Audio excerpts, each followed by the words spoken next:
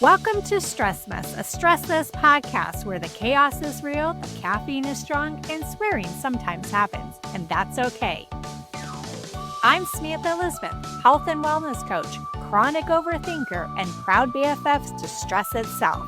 Here we're ditching perfection, embracing unfiltered real talk, and making mindset shifts that might just keep us from screaming into the void.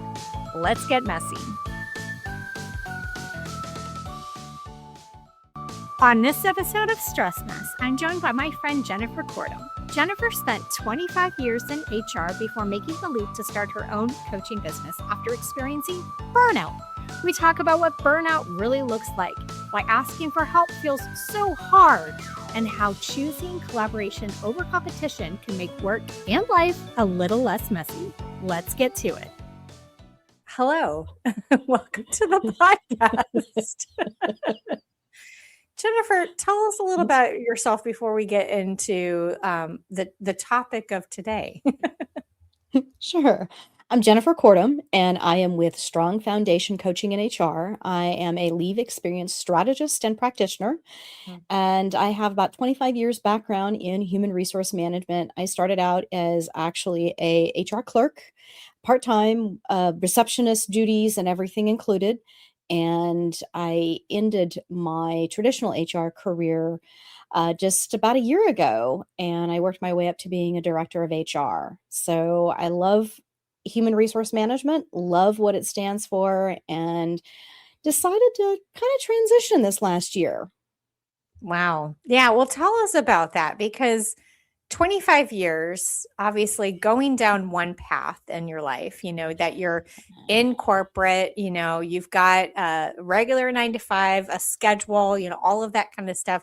Tell us about that because it's a huge leap to go, and leap from the path, no matter what path, if it's corporate or if you're, I was just talking to somebody about divorce, and, that sort of thing. So it's all of those, kind of things of the big leaps that you make in your life. Tell us about that because it's not always clean. It's very messy. So tell us about like what led, to, that and what has it been like for you so far?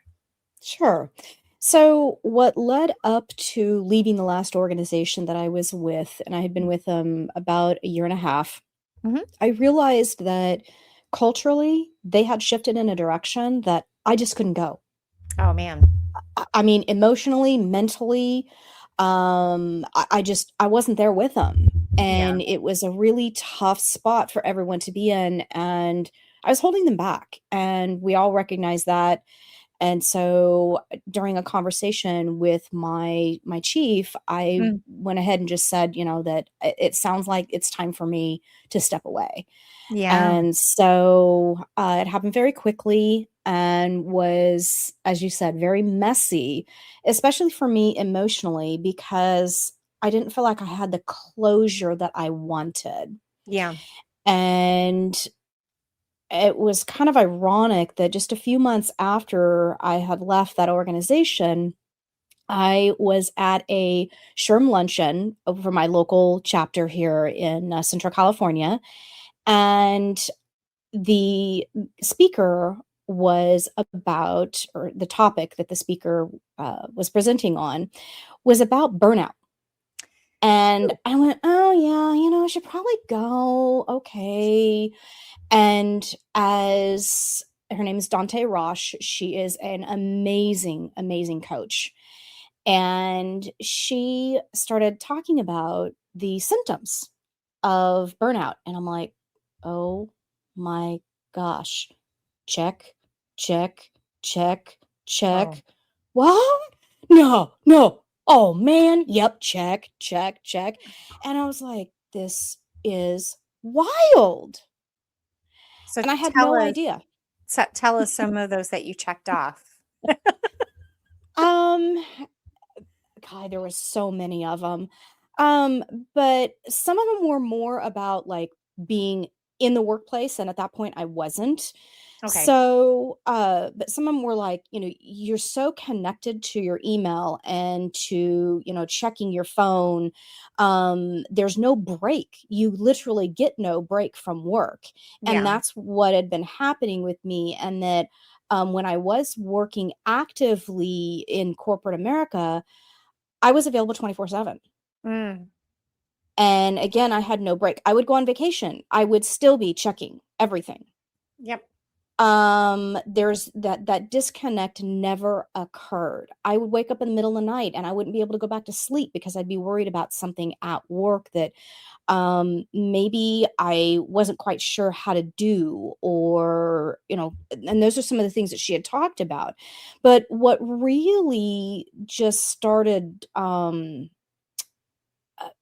creating that sensation of, oh my gosh, I got to deal with this, is, and Dante never came right out and said this. This was my Mm. interpretation of it, Mhm. but it was like my nervous system was always on high alert, Oh, yep. and that I never got out of that mindset. Yeah.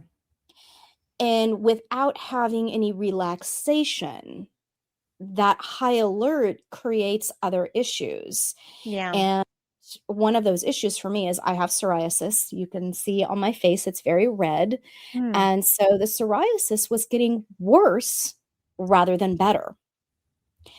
And again, I had to make some choices, because if my nervous system was on this high alert and my body and my brain never shut down and relaxed, my psoriasis was going to get worse and worse and worse.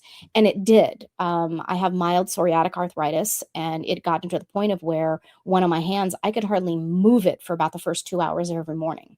Oh, that's bad. And yeah, so those are the types of things that, again, Dante didn't come out specifically and say, Jennifer, you're going to experience. But a lot of the things that she talked about were physical symptoms, rather than just the tasks that we do. Mm. And so those physical part of it is, maybe you have a illness that just never seems to go away.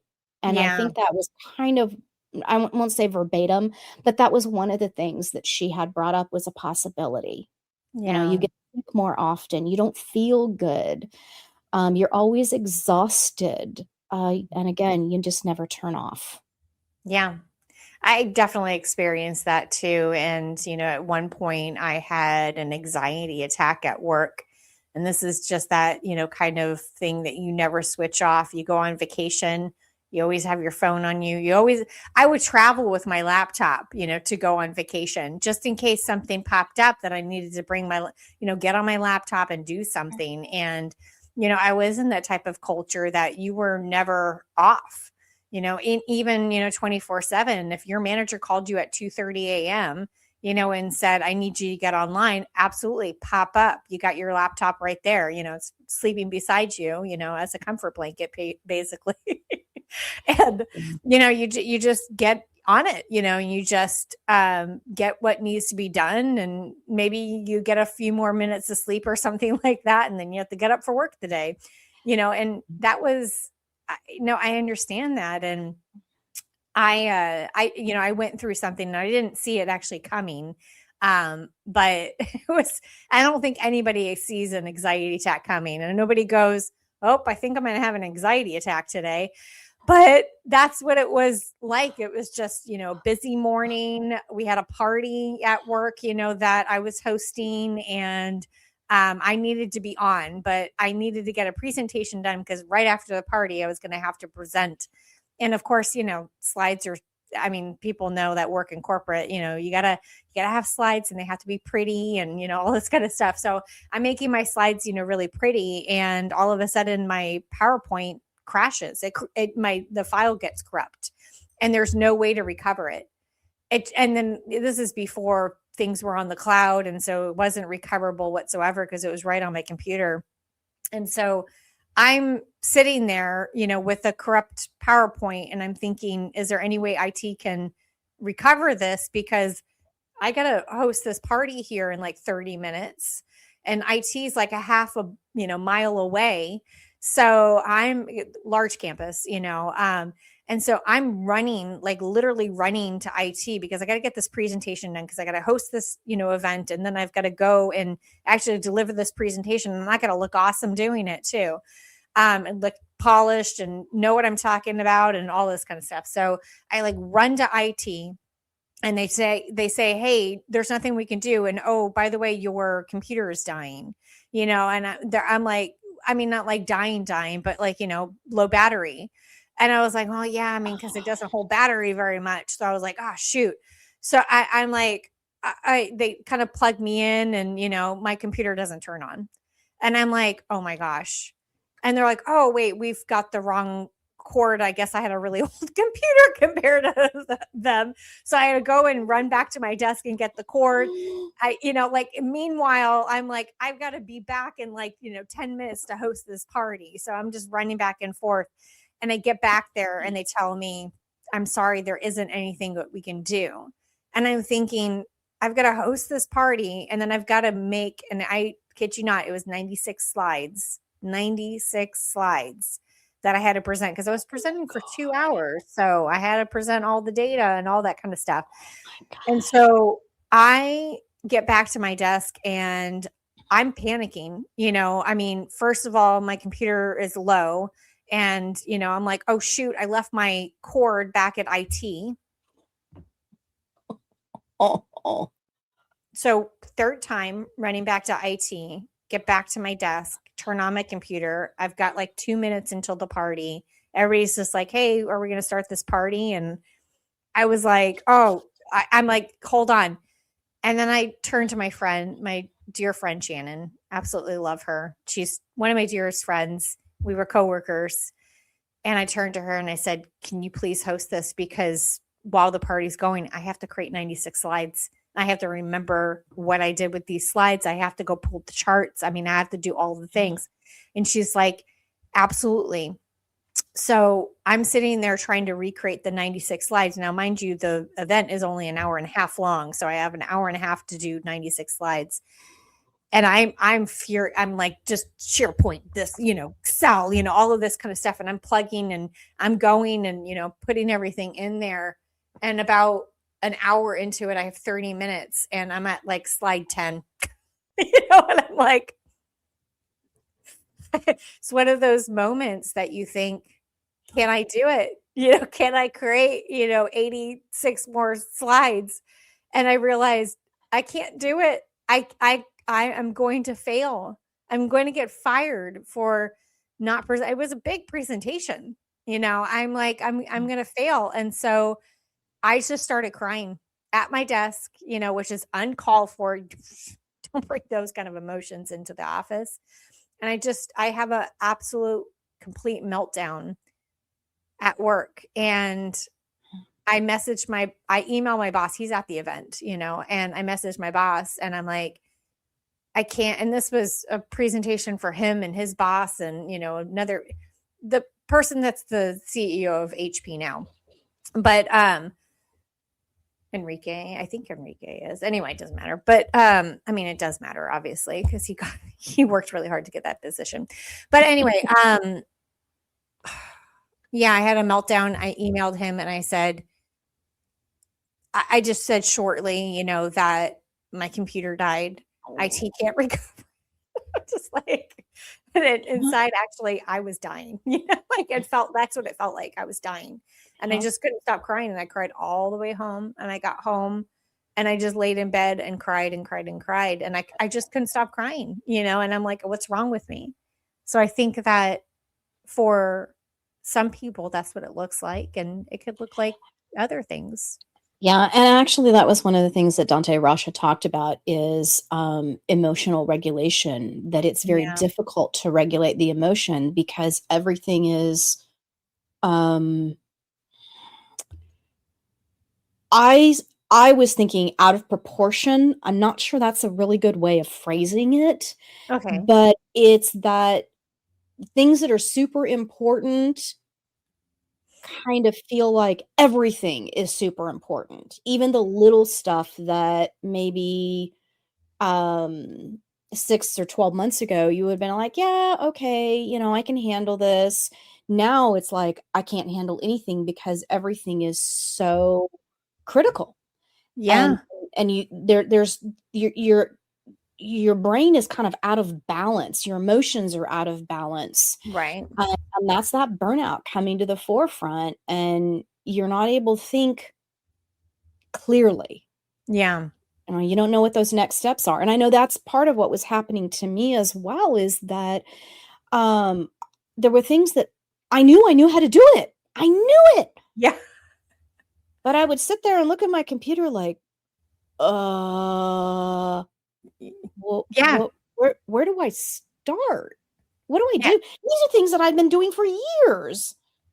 Everything feels like a mountain all of a sudden. Yes, that's a great way to phrase it. Yeah, Yeah. I mean, because I know that, like, they say, like, oh, you're making a mountain out of a molehill. And then, like, yeah, things might be a molehill, but it's definitely a mountain. And you're in the mountain range and you're trying to climb every single mountain and it's exhausting. right. And the key things that are happening, I mean, like, when you talked about, like, your laptop that had a problem, and all of these things, those are huge issues. I mean, they're not small things, and it doesn't matter whether you're burnt out or not. Yeah. Those things are going to be critical and messy and icky and everything. But when you add burnout to that mess, it definitely looks very different, Yeah. and it's awful. And I, I I had a number of things that were going on, in about 3 weeks prior to my leaving the last organization that I was with, Mm.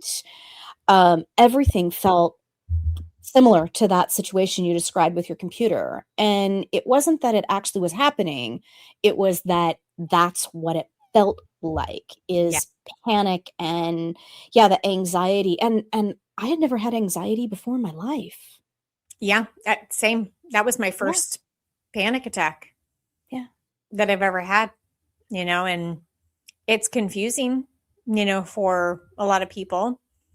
yeah. I'm usually pretty easygoing, usually pretty level-headed, but that was the time that it all kind of came crashing down. And I think, and I really hope that nobody experiences that, but it happens. It does, and it seems like it's happening more and more frequently, and to slightly adjust, my perspective to today, this is one of the major reasons why I chose to go out on my own, Yeah. and why I chose leave experience as a topic to really focus on, because when people need to take a leave of absence because of stuff like this, it happens. I mean, you Hmm. need to take care of yourself, and corporate world is not designed to help messy emotions. Yeah. You said yourself that, crying at your desk, no, that's just not gonna happen. Okay, it Right. does happen a lot. Yep. But why? Why not? Why is it not acceptable? And those are some of the things that I think from a corporate standpoint we need to look at, and we need to Hmm. think about, and we need to support each other in the workplace. Yep. And I don't care what gender you are or identify with. It's about the individual person and what you can handle at that moment in time. Yes. And, there's stigma on gender of, you're not supposed to show emotion. I was just talking to a group of friends this weekend about that, there's a stigma on, Hmm. especially men, that you're not Yeah. supposed to show strong emotion unless it's basically like aggression or anger. And it's like, Hmm. what? Yeah. Why? Where did this come from? And so I think that, like, again, my friends and I, we were all talking about this, that, we really need to think about how we can better support each other, regardless of gender, identity, place, whatever it is. I mean, if it's a person walking down the street, you can be as supportive as possible, Yeah. Just like if it's a person that you've known for, 40 years. Yeah. Yeah, definitely. And I think that also, I mean, like you bring up, kindness to strangers, but also start with yourself and your family, Yeah. I Yeah. I've definitely grown up with some family members that are kind to strangers, but when it comes to their own family, it's like, you know, like it's kind of an odd thing, but then I also like have had the opposite effect. And I have, an ex-husband and he was only kind to family, but everybody else was, to him. Like, Yeah. he had an inner circle. And if you weren't part of the inner circle, then, you weren't anything, and wouldn't treat you very nicely, So before I Yeah. was in his circle, it was kind of like, man, he's a jerk. Love Yeah. him, but Well, and it's true though. I mean, there's so many different perspectives, and I think mm, everyone is just slightly different from the next person. Even if you grew up in the same household, I yeah, mean, my older sister is very loving, very caring, but she shows it in a totally, totally different way than I do. yeah. Do you think that's like love language, like preferred love language and, how people show love? I mean, because my kiddo is such a great gift giver. Like, oh my gosh, gives the best gifts and thinks it through and, really goes out, of his way to like give a great gift. It's pretty amazing. I'm not a very good gift giver, but I certainly am like a time giver, and I don't know why. I mean, lately I've been understanding because it's kind of like that whole golden rule versus the platinum rule, don't Mhm. not treat others as you want to be treated, but as they want to be treated. And so that's Right. where true gift giving actually comes from, or rather good gift giving comes from Yeah. just treating them as they want to be treated. Yeah, absolutely. And I know over the past year, it's really changed like the relationship that I have with my husband Mm, because I was thinking of him like I would do something for me. yeah. I would want something.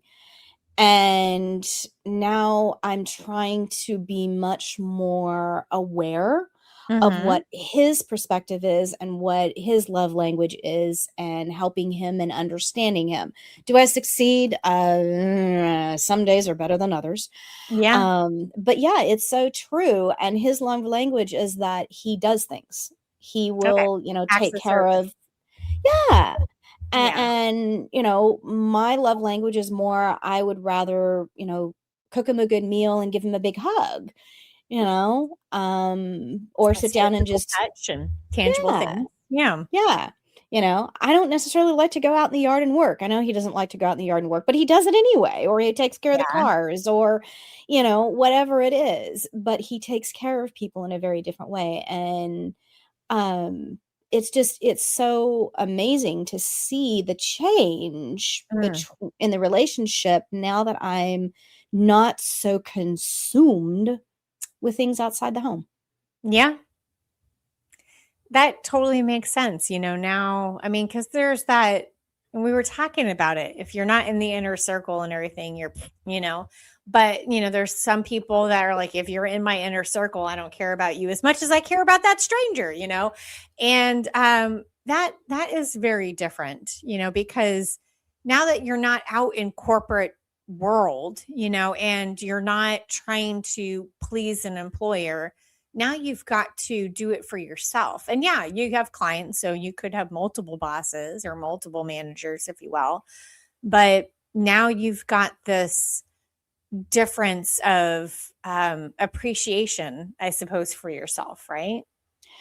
I do, and I think I actually have a better appreciation for my husband. He is a CEO and president of a small credit union. They've got about 2 dozen employees Mm. and 3 branches, and he does it all. I mean, he is, we have this running joke of, chief cook and bottle washer, but he literally can do it all, although he doesn't, and he purposely chooses not to be a teller. Mm, Could he step in and do it? Probably he could figure it out. That's just the kind of person he is. But does he do it? And that's where one of the things that for me, it was like, okay, he's making a conscious choice on what type of service he's giving to others, what he's doing for others. yes. I need to stop and take a look at that because that was part of my burnout because I wanted to be good at everything. Yeah. But technically with your own business, you kind of have to, in the initial start of it, be somewhat laying a good foundation. Absolutely. It doesn't mean you have to be great or even good at everything. It means that, like in my case, because my husband is this amazing individual who, he's a certified chief executive. He's got an MBA, actually an MSBA, Oh, what is so an Masters of MSBA? Science. Yeah, Masters of Science in Oh, Business Master's of Science. Administration. Okay. Yeah, Yeah. so it's a little bit more in depth on how to do things in business. And so Hmm. it's wonderful because I can go to him and say, okay, I'm really struggling with this. I don't understand how this works. I don't know what to do. Or, can you help me understand why marketing is blah, blah, blah? Or, how have you had experience in this? And we'll just talk about it. Hmm. And so that's where I don't necessarily have to be good at it. Yeah. I just have to be good enough to know where to go to get information to put it together. And True. for me, that has been a huge, huge relief. Yeah, definitely. I mean, especially if you've known other people that have kind of gone in the same path, and you can find people, that have either trailblazed or they're trying to figure it out too. So there's a little bit of camaraderie there, with them. But yeah, you basically find a group of people, and this is, a little bit of what I do, I'm social media, so I've got this wonderful group of the social media breakfast that I'm a part of. And, I have, other networking groups of small business owners, that are doing, you find people that either have been there before or they're going through it too.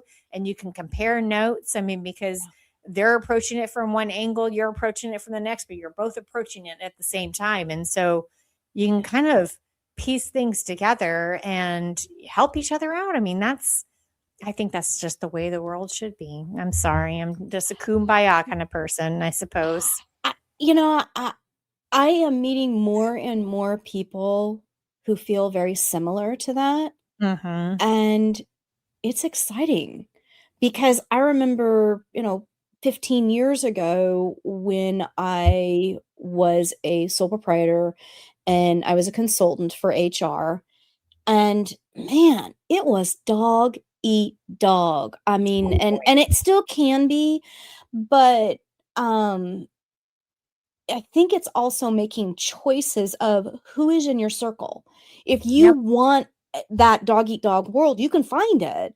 Oh That yeah. was all I knew at that time, and that was not for me. That was why I was not wildly successful the way I wanted to be Sure. because I don't have that mindset. Yep. I think that, and maybe that's the reason why some people do move from corporate, because I'm the same way too. I mean, there was some backstabbing, there's, throwing people under the bus, in corporate, quite a bit. And it's not to say all corporations or all organizations are like that, but there is, quite a bit of competition, because the thing is that there are performance reviews, and some companies call it calibration, where a certain percentage has to fall below the line. And that's part of it. Like, you don't want to fall below the line, because if you do, then you're probably going to put on a performance improvement plan, a PIP, and then you're probably going to be let go. And like, it's always competitive, and it's not necessarily, I mean, is that the bell curve like in school, Yeah, where they, yeah, effectively, yeah. yeah, exactly. Like, there's certain people that are just below the line, even Right. though you might, get a passing grade, it's still at the lowest percentage or something. And so it's Yeah. those kind of things that, and creating competition. I mean, some competition is healthy, right? I mean, for fun. I don't like. Y- Yeah, and for me, competition is about the people that are involved in it Yeah. rather than the competition itself. So it may not be healthy for everyone Yeah. because, somebody may not be able to handle or deal well with competition. Yeah. I compete with myself. Yeah. Yeah, very true. I do the same thing too because every single month I do a know my number session and with myself, and I look at my social media numbers. I look at, excuse me, kombucha. Excuse me. I'm not going to leave that in the podcast. Um, Oh, that's good. it's kombucha. Oh no. Oh geez. Anyway, what was I even talking about? Not kombucha. Actually, by the way, no. um. Oh yeah, I do know. The competition. Yeah, I do a competition with myself, where I look at my numbers and, I mean, sometimes I'll go, oh, that's a little down this month, comparatively to last month. But most numbers are in the up and up, and I'm not talking about just social media numbers, but, also like, revenue and expenses. Can I keep my expenses lower, and, all of these kind of things. And I do see like, sometimes it's up and down, it's not always going to be. And like when you work for corporate, I'm going to say this, there's a point like at the beginning of the year when you do your goals, and then like quarter by quarter you break it down into, I'm getting to this number, I'm getting to that, and there seems to be progress, towards that. Not always, it depends on if you're dependent on other people, to be able to help you achieve your goals. But there's always that kind of competition that you can have with yourself, is to say, I want to be better, or sometimes just go, like I don't look Yeah. at my social media numbers and go, oh my gosh, like I don't have many follow. I don't, not that I don't care. I love you all. But but it's like I don't look at that and kind of get boohoo about it or anything like that. I just go, yeah, it's a number, I mean, it's Right. it's not good or bad, to me. Right. And I think that is something that's so important, is that when you're talking about, whether um competition is healthy, it depends on our perspective. And for me, uh part of my burnout overall, and I realized it had been happening over about a 3 to 4 year period, was that I kept getting put in positions where I had to compete with other people in HR. Mhm. And that's not who I am. That is not who I am. I'm super collaborative. I want to help everybody around me. Yeah. And so, it was an unhealthy environment because of that. And so I kept upping the expectation of what Yes. I needed to compete with myself on. And Yeah. there comes a point when you can't increase it anymore. Yeah, like there's a limit, that you have, in yourself. But then also like if it is, once going back to collaborative effort, you're relying on other people. And it was one of those things too that I often saw. Now, when I was a chief of staff, that was a little different because I was able to look across the entire department. And, some people had either competing priorities, or that there's a priority, let's just say in operations, and IT did not have that on their list and they needed to work together on that. So the problem is the operations going to be like, hey, IT, can we work on this? And they're going to be like, no, we got other priorities going on. So syncing up people's priorities to say, like, you guys share the responsibility of the performance of this particular goal, that's super important. But when people have all of these competing priorities, of course it's going to create competition, because who's going to get the resources for that? Who's going to get the travel dollars? Who's going to get all of that? It's constant, like, dog eat dog.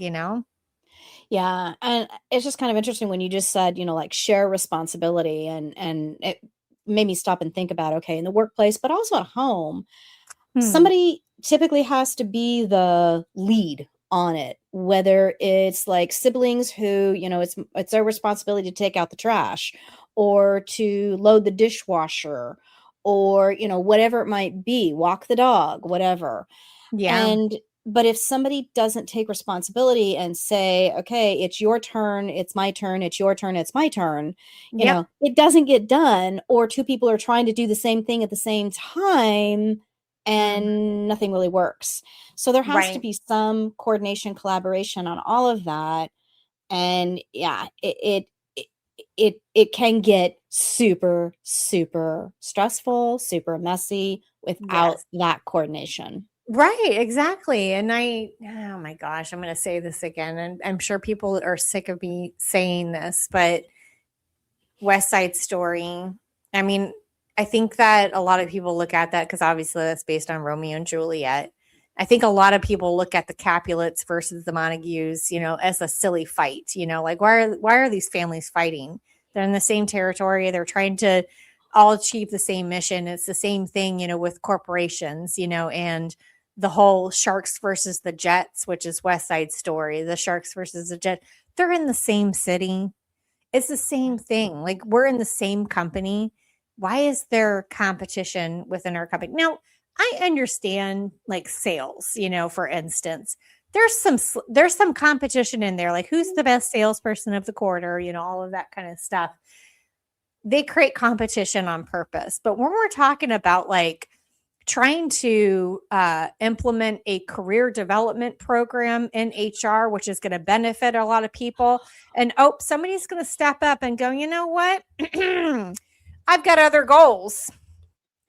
My goal is that I need to implement a data system for HR. And it's like, so and you're like, so your goal is going to trump my goal. I'm like, both very important. Data is very important. Career development is very important too. And so when you have those kind of competitions, with people or like, who achieves their goals first, all that, we're all working towards the same goal. And, for an actuality for an organization, we're all there for the customers, but we're all there for each other too. I know we're getting into corporate talk again, but Well, and to me it should be, but if we go back to, just in our world, whether it would be work, home, out in the on the street, whatever, it doesn't make any difference. It still comes back to working together somehow yeah, rather than working um in a vacuum, a silo, narrow field of right. vision, Yeah, however you want to phrase that, that I think building an awareness of what's around us and how we can help each other. yeah, I know it's been a couple of years ago, but I remember, and I live in a very small town. So to me, going into a very large city is sometimes startling sure. in feel. So I was actually up in the Bay Area, and this person was walking across the street, and there was an older man. He was walking with a cane, and the person that was walking quickly across the street actually hit his elbow that was Oh, holding the cane. yeah. So I saw this, I ran over, I picked up the cane, and the older man just turned and looked at me and like, I could have done that, and walked off. And I'm like standing in the middle of the road. And fortunately, my friends came by and grabbed my elbows and got me across the street. But I was so shocked at this older man's, grumpiness of somebody trying Yeah, to be helpful and be yeah, collaborative. And by yeah. the time I got across the street, he turned around and he had tears in his eyes and he says, "I'm so sorry. I was embarrassed."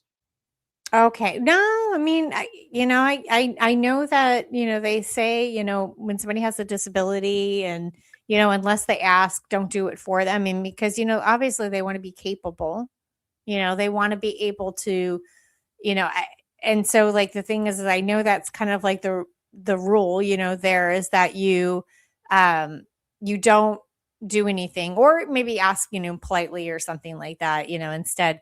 I did feel kind of bad because I have older neighbors and one of them was hauling out their recycling in the morning or something. Or no, the recycling didn't pick up that day for some reason. And they had to haul the can back up their driveway, which we had to have like sloped driveways. And I could hear him saying, "Man, this is heavy." And I'm thinking, well, he's like 90 something. And I'm thinking, should I run over and help him? I'm like, I was paralyzed a little bit in that moment, thinking, should I run over and help him? Is he saying, "Boy, this is heavy," because he wants help and he doesn't want to ask for it? It was like one of those things that I was like, I don't know what to do. And so, or like, is he just wanting to say, like, look at me, I'm strong, I'm carrying up this, you know, it, it, anyway, it's those kind of things that I feel, I don't know why it kind of lives rent free in my head sometimes when I think about them. I think I should have asked, "Hey, do you want me to take your can for you?" But I also didn't want to make him feel, I didn't want to emasculate, something like that. In Anyway, basically make him emasculate, feel yeah. less than a man. Yeah. I didn't want him, Yeah. I didn't want to do that, regardless, of anybody's age or anything like that. Let me haul that can for Yeah. you. And I think that's what was happening, and that's what actually came out for me is that, and the gentleman actually, I got a hug out of it, and we walked a little ways down the street. He was so nice, and we just chatted while we were going out to my friends and I were just going out to get a meal, and so he Mhm. walked with us to that far, and he was just right around the corner. So, but he said, people just don't help him. Oh, He just and he felt invisible. yeah. And so, the I don't know, 5 or 6 people that I was with, we all got hugs. We all gave hugs, multiple times, and, Yeah. said, "You're not invisible. You're a very special person." And but what it came about is or what actually came out of that conversation was that as a group, yes, we're all HR professionals, but we Mhm. realized that, wow, this is frightening because if that older gentleman felt invisible, what what do we do about it? How do we handle Yeah. this? How do Yeah. we work with that, all these things? And this was actually pre-COVID. Yeah. And I know COVID had really changed a lot of things, but Mhm. it helped us really stop and think about where our society is going and what we can do to impact it and help each other. Yeah. And so sometimes, yeah, I think you're right. It's going out and asking, can I pick that cane up for you rather than just doing it for somebody? Sure. Um, I mean, I could visibly see the gentleman was struggling. He was having a hard time. Something was up with his hips. And so bending over, I think, would have probably meant he fell over in the middle of a street, a very busy street. Yeah. And so that was my thought process. And I think he would have been fine either way, but that he had gotten so used to being invisible Oh. and to not having help of any kind. And he said he lived alone. I have no idea how old he was. I don't even remember his name at this point, but the impression that he gave, the impression that I keep of him in my heart, Mm. just this is such a important piece that I think we can all do is help each other rather than being competitive, rather than Mm. going, should I not, should I not, taking basic civil action Yeah. of helping ourselves and others, Mhm. it can reduce our stress. And I Yep. remember that, yeah, I was really emotional. I think, the whole group of us was. But we felt so good after that. I mean, this is a group of, I mean, several of them were, high vice presidents of HR. And we Yeah. were all laughing, teasing. We were actually skipping back to the hotel with each other. That Oh, was what it gave us, that kind of a good feeling yeah. of, "Wow, let's do this together. Yeah. Let's make a difference."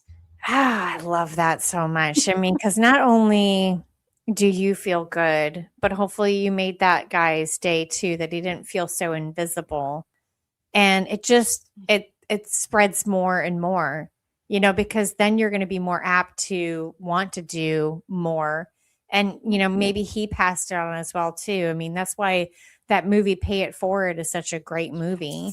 Yes. Because it could snowball into something really big for somebody, even if it seems small to you. Right. And yet I think our society creates a mindset where we need to be cautious. Yeah. And it's like, okay, why? I want to challenge that. Why do we need to be cautious? Is it because it's unsafe? And if so, how is it unsafe? And I think, again, thinking about all of those things, if we can help others and be collaborative and supportive rather Mhm. than competitive, or, because I mean, thinking about like you're talking about your neighbors, with their trash can, um, that's stressful. Yeah. It is. I think it's also like, Yeah. as you get older, you're not as able, to do things too. I mean, sometimes you just wish that the kindness of others, like that guy, in the cane, he felt invisible. I mean, it kind of made him hard, and It hard did. to kindly accept, help from others. Right, and I'm sure, a very proud person, that's great, fine, no problem. Yeah. But I Yeah. think that as individuals, if we can find a way to connect with each other in such a way that it's okay to say, "Hey, do you need help?" And being able to say, honestly, "Yeah, I need help." Yeah. Accept it and open that. And that's partially where that safety aspect may come in, is Sure. that it may not be safe to say, "Yeah, I need help." Right. Yeah. Exactly. I mean, because that's how it was in corporate. You don't ask for help, because the thing is that if you ask for help, you're being seen as weak, at Right, that time, like you're not capable.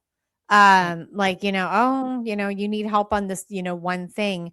And I really had a hard time asking for help. And I do remember one time I was trying to put together a report and I didn't know Excel as well as I do today. And I was trying to put together a report. I was trying to do percentages and VLOOKUP. Well, I already knew VLOOKUP at that. But anyway, it doesn't matter. But I was trying to do all sorts of like calculations and stuff like that on Excel with this like large data set and multiple sheets and stuff like that. Anyway, it doesn't. I keep going into weeds, but anyway, rabbit hole.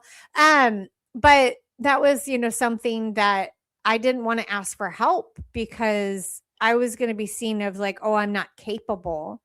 And if I'm not capable of that, what else am I not capable of doing? I mean, like that's how it was snowballing in my head. And so I remember staying up until like 3 a.m., trying to get this report done and I got it done. That was around the time of, hey, can you imagine? It was around the time that I had the panic attack at work, because I couldn't Yeah, even ask for a, hey, that's kind of related, but yeah. that's A that's how it Yeah. happens though. I mean, that you don't want to ask for help too. And Mm. I have become better at asking for it. I don't feel like I think like you have a fear of asking for help when you feel like you're in competition because then you're going to be seen as weak comparatively to the other person. But now I don't fear that. Now I do challenge myself every once in a while to learn something new or, whatever it is. But, it's not because I feel like I'm in competition, like I need to figure this out. So therefore, I like that person, I get ahead of that. I don't think about that anymore. I just think about it as like, I got to challenge myself, because that's, something that helps us to keep growing, is kind of stretching ourselves a little bit, stretch goals, of they say in corporate, right? But Mm. um, it's that sort of thing that you want to do that, but now I don't have the fear of like asking somebody even what I would consider or incorporate they call it a stupid question, but like I don't have a fear of that anymore. Do you fear that? Like asking people for help? I mean, now that you're out of corporate, because did you fear that in corporate and what about Oh, now? yeah. Yeah, in corporate, it was almost like a death knell, whether you asked or didn't ask, depending on the situation and the person. So you Yeah. had to know which way to go. Um, I think the last few months, it's really started to subside. So, Mm, since I actually opened my business, yeah. I've had so many people come up to me and go, "Good for you." I'm so excited. And they've just been very open and very warm Mm, about this whole concept. And so it's placed, I think, a different emphasis on asking for help yep. and being open, sharing more about Hmm. what I've gone through. Yeah. Because I mean, when you're in corporate, you don't share because that's like a death knell in many Yeah. places. Right. Everything has to be so insular. But Sure. yeah, that fear has really dissipated, and part of it is again working with my husband, and being more open about where I'm struggling. Hmm. And he talks about, well, I think everybody struggles with that one, or Yeah, but and you it's don't like, know well, unless you talk about it. Yeah, like you exactly. don't know unless you say it out and everybody's just like, "Oh yeah," and you're like, "Oh, you too?" Like, I thought I was the only one. Although, I mean, sometimes it can go the opposite way too, where you bring something up and everybody's just like, "Weirdo," just like, Well, I'm used um, to that one, but yeah, I yeah. know. I'm okay, Yeah. but. Yeah. That's what happens when you're in human Everybody, resources. yeah. Yeah. So, but Oh yeah, man. it's so much easier, I think, when you start having those conversations, because it gets easier Yes. and easier and easier. Yeah, definitely. I feel that. Wow. Well, thank you so much for all of your words of wisdom, but then also like sharing about, your journey too. I mean, that's just super important. And I know a lot of people are going to identify, with that. And hopefully nobody is going towards burnout, or if they recognize that they're there, they don't know that they're, hopefully, that they are able to take this wisdom that you've brought to us. And thank you so much. I really appreciate you being on the podcast. And I appreciate talking to you always. Yeah, it's been a lot of fun, and I wish everyone the absolute best in working on their burnout uh, process, because it takes a lot to get out of it, and Yeah, it's not something you can easily do on your own. In fact, most people cannot deal with the issues that come about on their own. definitely. So, everybody ask for help. Don't be afraid to do that. And let's make that a norm in corporate, that Yeah, asking for help is not a weakness, it is a strength, right? absolutely. All right. Well, good. Where can people find you on the web? Can people find you on the web yet? I mean, you're so new, but Yeah, so I do have my website up. It is strongfoundationcoaching.com. And if you ever want to look me up on LinkedIn, I am Jen Cortum on LinkedIn. So it's Jen and my last name of Cortum. So you can find me all different types of ways. And even if you just Google Jennifer Cortum, you will find me, because we're one of the few Cortums out there. all right, wonderful. I'll put this in the show notes as well too, so people can just click on a link and get right to you. Sounds Awesome. great. Well, thank you so much. I really appreciate you being on the podcast, and I'm sure we'll talk soon. I hope so.